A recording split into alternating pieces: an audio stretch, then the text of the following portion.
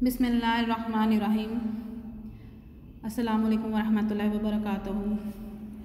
जी प्यारे तलबा व तालिबात, आज का हमारा इस्लाम जात का जो उन्वान है वो है अक़ीदा आखरत और तमीर सीरत में उसका किरदार।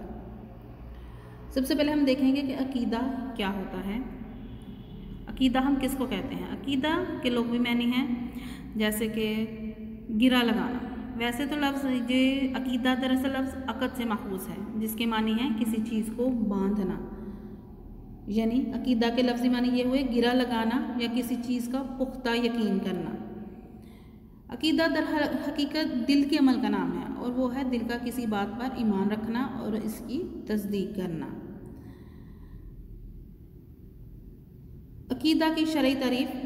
अक़ीदा से मुराद शरई तारीफ़ के मुताबिक अक़ीदा आखरत है क्या, इसको हम क्या कहेंगे। वह असल में पहले हम देखेंगे अक़ीदा की शरई तारीफ़ क्या है, तारीफ़ क्या है कि अक़ीदा हम किसको कहते हैं। इस्लाम की रूह से अल्लाह ताला पर, उसके फ़रिश्तों पर, उसकी किताबों पर और उसके रसूलों पर और यौम आखिरत पर और अच्छी और बुरी तकदीर के होने पर ईमान रखना अक़ीदा या ईमान कहलाता है।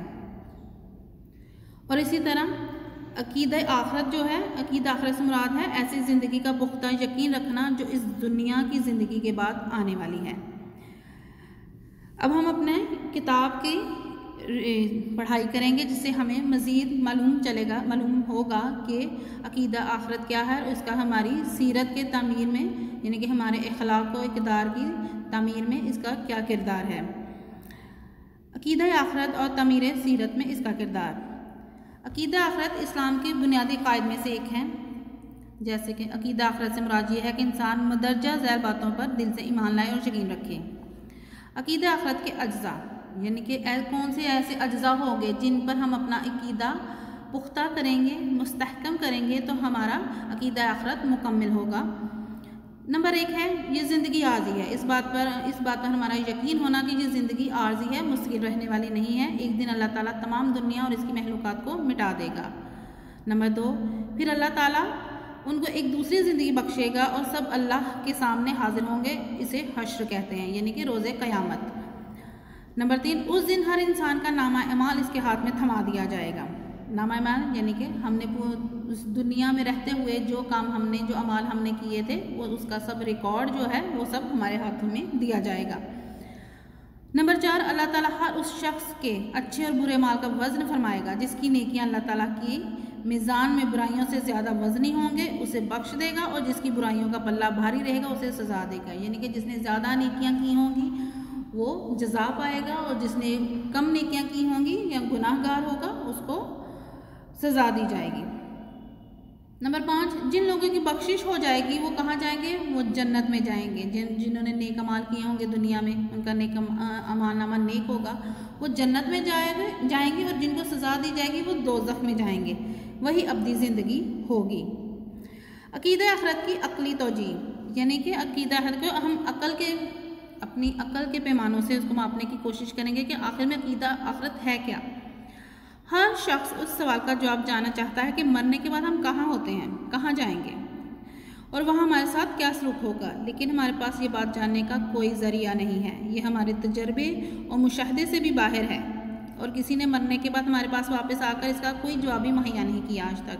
क्या किसी को पता है कि मरने के बाद हमारे साथ क्या होगा? नहीं पता।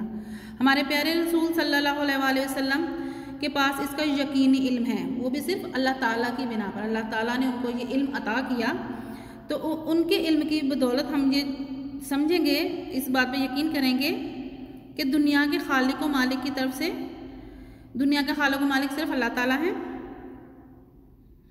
जैसे अमीन और सच्चे रसूल सल्लल्लाहु अलैहि वसल्लम के पास इसका यकीनी इल्म है, इस दुनिया के खालिक व मालिक की तरफ से भिजवाया हुआ है और एक इत्मीनान बख्श जवाब है। इसे मान लेना एक मकबूल बात है। यानी कि हमारे प्यारे नबी सल्लल्लाहु अलैहि वसल्लम ने जो कुछ हमें आखिरत के मुतल्लिक बताया है, हमारा उस बात पर यकीन कर लेना ही हमारा अक़ीदा आखरत को मुकम्मल करता है। अल्लाह और उसके रसूल सल्लल्लाहु अलैहि वसल्लम पर ईमान रखने वाला हर शख्स अक़ीदा आखरत पर ईमान रखता है, क्योंकि ये अक़ीदा हमारे सच्चे रसूल सल्लल्लाहु अलैहि वसल्लम की ज़ुबानी हम तक पहुँचा है। और आज तो इल्म व अक़ल भी इसकी तायद कर रहे हैं। साइंसदान भी इस बात में मुत्फिक हो चुके हैं कि एक दिन सूरज ठंडा और बेनूर हो जाएगा, सितारे एक दूसरे से टकरा जाएंगे और दुनिया तबाह हो जाएगी। इंसान के तमाम अमाल का रिकॉर्ड अल्लाह ताला के यहाँ महफूज हो रहा है। इस बात का साइंसी सबूत ये है कि आवाज़ की लहरें गिरदो पेश की चीज़ों पर अपना नक्श छोड़ जाती हैं।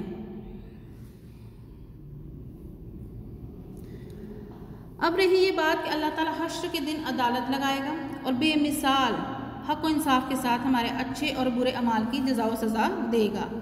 अक्ल तो खुद ये चाहती है कि ऐसा हो। हम देखते हैं कि इस दुनिया में कोई शख्स नेकी करता है और अक्सर औक़ात इसका मुकम्मल और सही फ़ायदा इसे हासिल नहीं होता, और एक शख्स बदी करता है और अक्सर हालात में वो हर किस्म की सज़ा या नुकसान से या तो कुलियतन बच जाता है, यानी कि मुकम्मल तौर पर बच जाता है, या इसे इसकी बुराई के मुकाबले में बहुत मामूली सा नुकसान उठाना पड़ता है, जिससे इंसान के तकाजे किसी तरह पूरे नहीं होते। ऐसी हज़ारों मिसालों को देखकर अक्ल इंसानी मुतालबा करती है कि मुकम्मल जज़ा व सज़ा का एक दिन ज़रूर होना चाहिए, और फिर अल्लाह ताला इस पर भी कादिर है।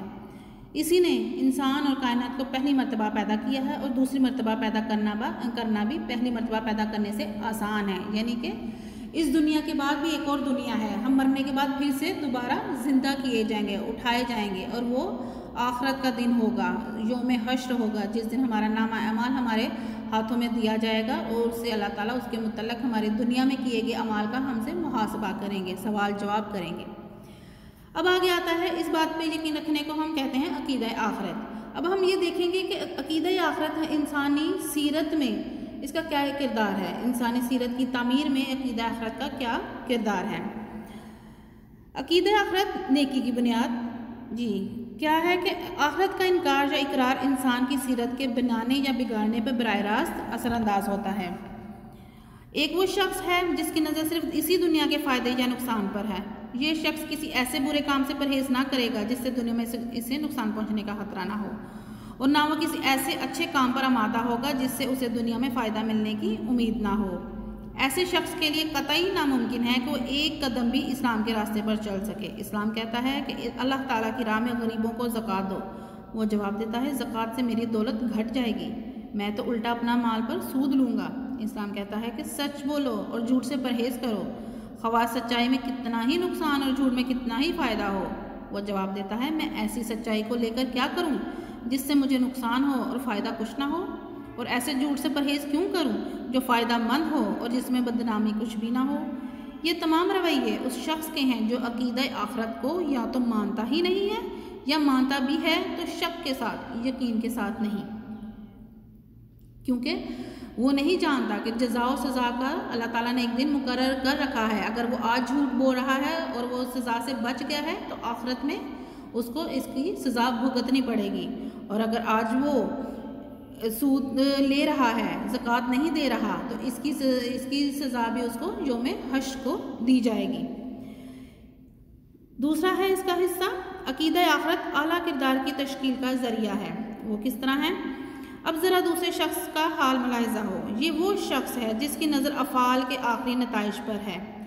वो दुनिया के फ़ायदे और नुकसान को आर्ज़ी चीज़ें समझता है, यानी कि वो दुनिया में उसको भले ही नुकसान हो रहा हो, लेकिन वो आखिरत के बारे में सोचता है कि एक दिन, उस दिन तो आज मुझे फ़ायदा नहीं हो रहा, आज मैं नुकसान में हूँ, लेकिन आखिरत के दिन रोज़े क़यामत, रोज़े हश्र, तो अल्लाह ताला मेरे साथ इंसाफ करेंगे और मुझे जज़ा दी जाएगी।